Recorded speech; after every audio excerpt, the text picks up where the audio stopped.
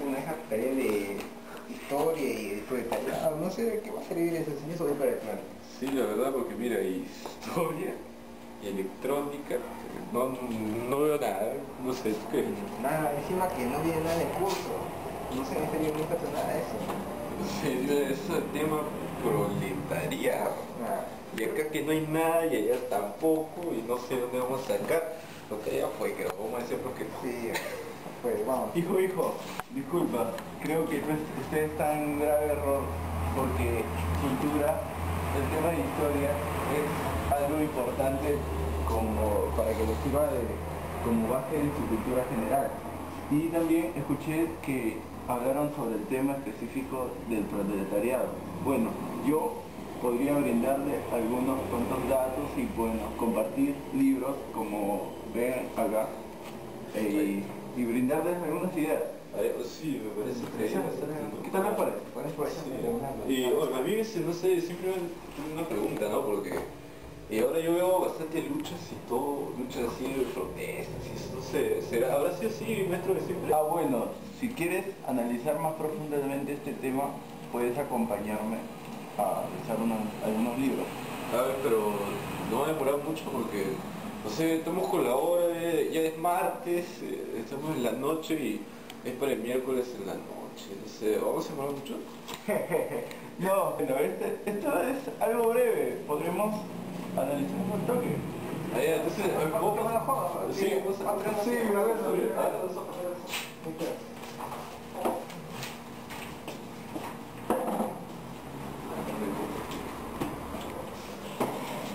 bueno, pero no, bueno. Pero tapa esa de tapa.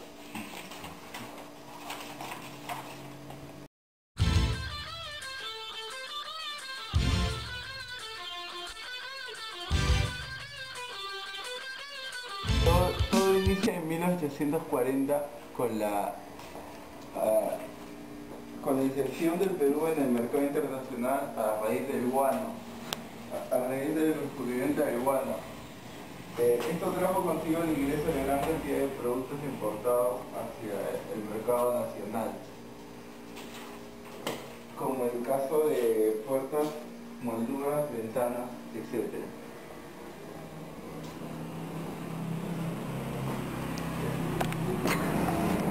Pero tengo una duda, en mi clase de historia escuché algo sobre el mutualismo. Ah, me olvidaba de eso. El mutualismo era una organización de un carácter asistencialista que intentaba brindar un cierto respaldo al trabajador y su familia en ocasiones de desgracia. Esto debido a que en ese entonces no existía ningún tipo de beneficios a favor del trabajador. La primera organización importante del mutualismo fue la Sociedad de Artesanos Auxilios Mutuos, que fue fundada en 1870, luego de la guerra con Chile. Apareció la aún más importante Confederación de Artesanos Unión Universal. ¿Es necesario la lucha de Vizcarra y del Callao, de la que tanto hablan? Acabar pues, muchachos. A causa de estas grandes contradicciones, llegaron al Perú nuevas ideologías con tendencias radicales. Tal es el caso del anarquismo. Pero señor, aún no habla sobre los hechos de Vizcarra y el Callao. Está bien. Te contaré. Lo que pasa es que el auge económico produjo un nuevo tipo de trabajador urbano industrial o rural industrial sociológicamente diferente del artesano del campesino tradicional y sometido a nuevas formas de relaciones laborales. En mayo, la huelga de los jornaleros del Callao, primer incostable de la vida de un trabajador, constituyó además una importante experiencia de lucha y de solidaridad de clase, aunque fue resuelta gracias a la intervención del presidente Andrés Avelino Castro. Gracias a esta organización gremiales, deseada por el anarcosindicalismo, se dio la primera huelga nacional de apoyo a los obreros textiles de Vizcarra en 1911. Esto provocó la aprobación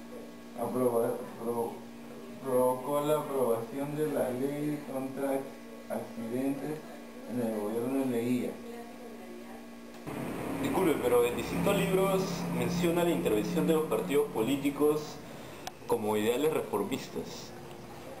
Sí, por supuesto. Estos grupos aparecieron desde 1919.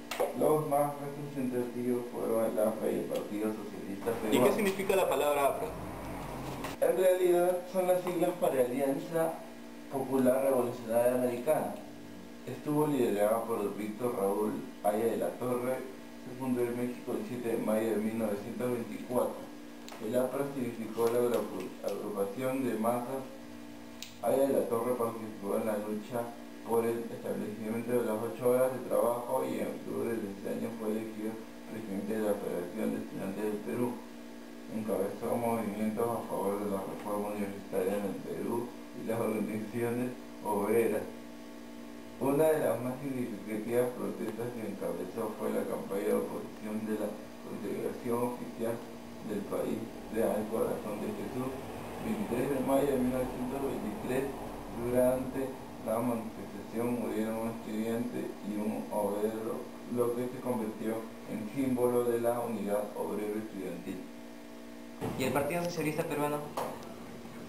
Bueno, pues fue un partido político con tendencias marxistas que en 1930 cambió su nombre por el Partido Comunista, la cual fue fundador José Carlos Mayate. En 1919, en colaboración con Falcón, fundó el diario La Razón, donde apoyó la reforma universitaria y las luchas obreras.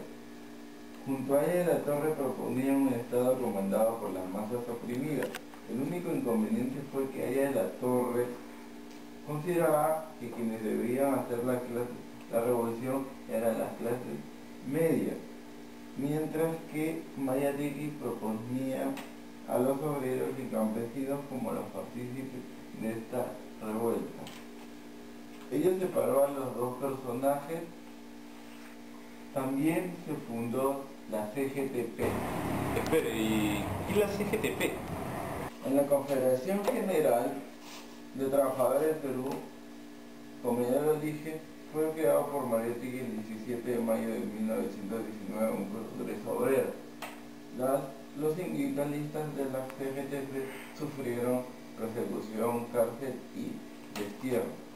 A partir de ello, en décadas siguientes se conformó el Comité de la Unificación Sindical el 28 de septiembre de 1926, agrupando a la Federación de Trabajadores en Construcción Civil, Federación Parcaria, Federación de Pescadores, Federación de Minería y Federación Regionales como la Federación Departamental de Trabajadores de Arequipa y la Federación Departamental de Trabajadores de Cusco. ¿Pero cómo es en la actualidad la CGTP? Bueno, pues reúne diferentes gremios entre los que destacan la Generación de Construcción Civil, el Sindicato Unitario de Trabajadores de la Educación Peruana, SUTEP, la Federación de los Trabajadores Mineros, Metalúrgicos y Siderúrgicos del Perú, el Sindicato Unitario de Trabajadores de Telefónica del Perú, la Federación Nacional de Trabajadores en Alimentos, Bebidas y Afines, la Federación Nacional de Trabajadores en Agua Potable del Perú, entre otros. Todos estos grupos unificados aparecieron en apoyo y en voz de protesta para el proletariado, la clase obrera explotada y oprimida, pero ¿la tuvieron fácil a reclamar sus derechos? Pues en parte, ya que durante el gobierno de Luis Miguel Sánchez Cerro se dictaron diversas medidas a favor de los trabajadores. ¿Cómo cuáles? Por ejemplo, se concedió al obrero descanso remunerado por el Día del Trabajo, 1 de mayo, el horario de verano para obreros y empleados, vacaciones obreras, la construcción de restaurantes populares, la supresión del impuesto al azar, el contrato individual de trabajo. Sin embargo, que parezca que todo fue viento en popa, pero la situación vivida en ese entonces fue muy dura. No. ¿A qué se refiere? Pues tomando como ejemplo a la década del 30, el Partido Comunista Peruano fue declarado ilegal y perseguido por la oligarquía gobernante. De ese modo, el PCP fue tempranamente desmantelado por la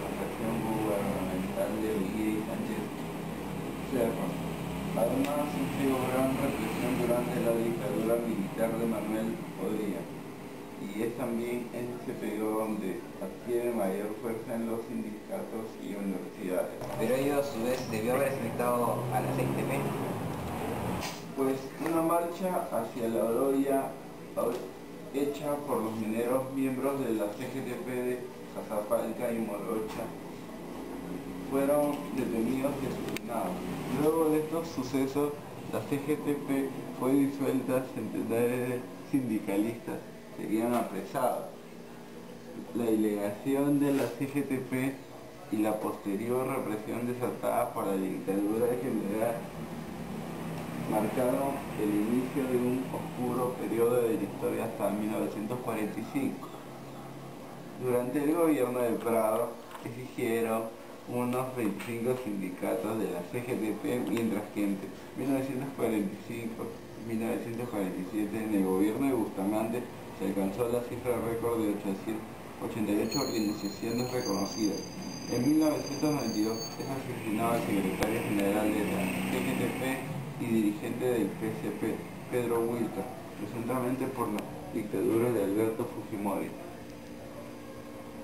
Por cierto, es necesario señalar que a partir del Congreso se inicia el debate interno y político, en el cual tuvo una importante responsabilidad el secretario Jorge del Prado. Además, en las elecciones presidenciales de 2006 participaba en la alianza con el Frente Amplio de Izquierda, Movimiento Nueva Izquierda, y al no llegar a la segunda vuelta electoral le dan su apoyo al candidato nacionalista de Exactamente, se nota que prestan atención y analizan su clase de historia. Pues sobre el APRA, Sánchez Cerro, junto a su partido Unión Revolucionaria, siguió una política populista y autoritaria de represión contra sus opositores apristas. A través de la denominada ley de emergencia que autorizaba al gobierno a tomar medidas contra los derechos civiles, los parlamentarios contra apristas fueron desaforados del Congreso y tuvieron que exiliarse, mientras que muchos fueron perseguidos y apresados, incluyendo a su líder Víctor Raúl Haya de la Torre. Todos estos hechos se vieron desencadenar un caos nacional en la década de los 30. ¿Qué hacían los gobernantes para resolver esto? Bueno, en realidad, no trataban de solucionarlo, más bien querían suprimirlo, pues preferían anteponer sus intereses personales antes que los del país. Luego la muerte de Sánchez Cerro, Óscar Benavides asumió el poder en 1933 y para solucionar el problema de las protestas obreras reprimió el Partido Comunista a los apristas y grupos de apoyo al trabajador. No te rías, por favor. Luego de la gran depresión de la economía, la miseria de las clases trabajadoras se acentúa y por lo tanto su reclamo se hace frecuente. En esta coyuntura es que surge el fascismo para controlar los movimientos de los trabajadores y evitar una revolución. Esta ideología influye en Benavides y consigue apresar a diversas fuerzas populistas. Entonces, los trabajadores de aquel momento sufrieron mucho, pero ¿qué hicieron para contrarrestar esto? ¡Ajá! Pues se organizaron e intentaron unificar a toda la clase obrera en que en esos tiempos era asediada por los diferentes gobiernos y que a pesar de la ayuda del APRA y del PCP eran desplazados fácilmente por el ejército. Por consiguiente, el proletariado realizó reuniones en diferentes zonas con un líder o representante por cada grupo. La primera gran central se creó en 1944, durante la presidencia de Manuel Prado, bajo la denominación de Federación de Trabajadores del Perú. La Confederación General de Trabajadores del Perú y la Confederación de Trabajadores de la Revolución Peruana integraron el actual panorama sindical. Paralelamente se fundó el Frente Democrático. Este fue una alianza de partidos políticos peruano surgida en 1944. Estuvo liderado por Manuel Bustamante de la Fuente y ligado al Partido Aprista Peruano. El objetivo de esta frente fue lograr una verdadera democratización del país, la reconciliación entre las fuerzas políticas y la moralización en el manejo del Estado. El Partido Aprista Peruano se alió con el Partido Comunista bajo las banderas del Frente Democrático Nacional para apoyar la candidatura de José Luis Bustamante y Rivero y a la presidencia de la Nación. Fue en el año 1945. Luego del gobierno de Bustamante y Rivero sigue el de Manuel Odría, ¿no es así? Sí, el gobierno desde 1948 hasta 1956. ¿Y qué ocurrió con la clase obrera durante ese periodo? Eso te lo puedo responder. Ocurre que Odría decretó ciertos beneficios sociales a los trabajadores. ¿Beneficios? ¿Cuáles son estos beneficios?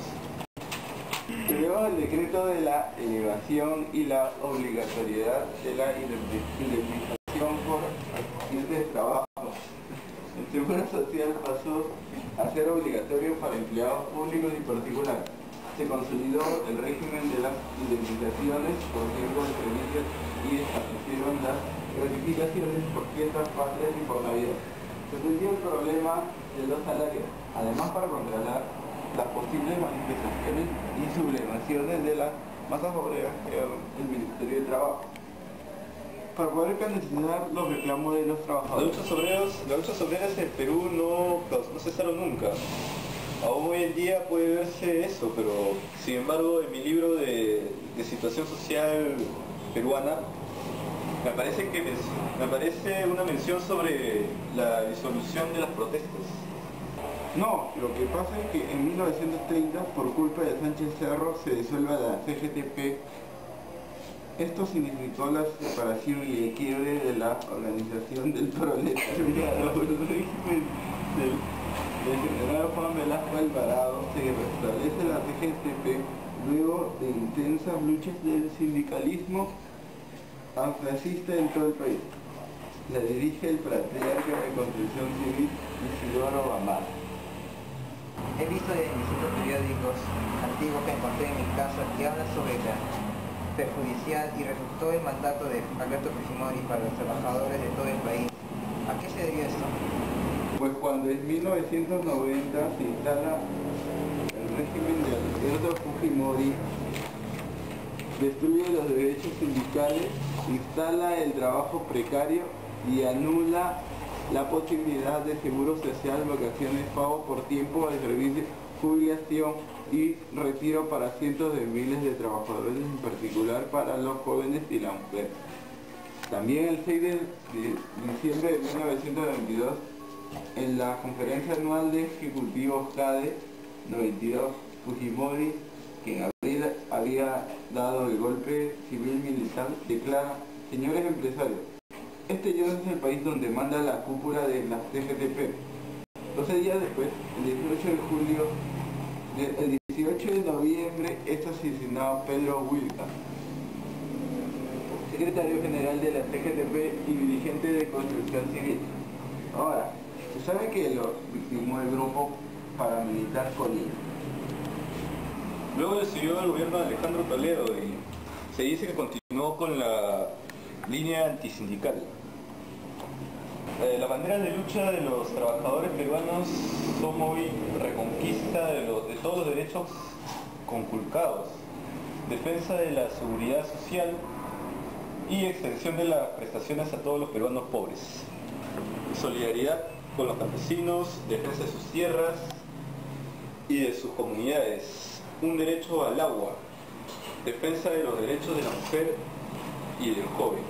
Exactamente, hoy en día existe libertad sindical, derecho a las huelgas y la CGTP se han expandido en todo el país. Se dan en grandes olas masivas que ocupan gran territorio del país. Este tipo de manifestaciones son muy frecuentes ahora. Un ejemplo de ello es la manifestación trabajadora de Top y Top frente al Ministerio de Trabajo exigiendo respeto laboral y libertad. de opinión y reclamo. La historia nos ha mostrado mucho y nos hace pensar, analizar en las cuestiones de diversas situaciones actuales. No hay de qué, solo no olviden que no hay que repetir los errores del pasado. Debemos aprender de él para proyectar un futuro mejor. Y así creo que hoy acabamos. No pasamos volando el tiempo, Es de día. Y en el día y estamos de noche. Bueno, hemos aprendido bastante. Pienso que tiene mucho que venir. Sí. Historia, sobre todo. Sí, estaría así.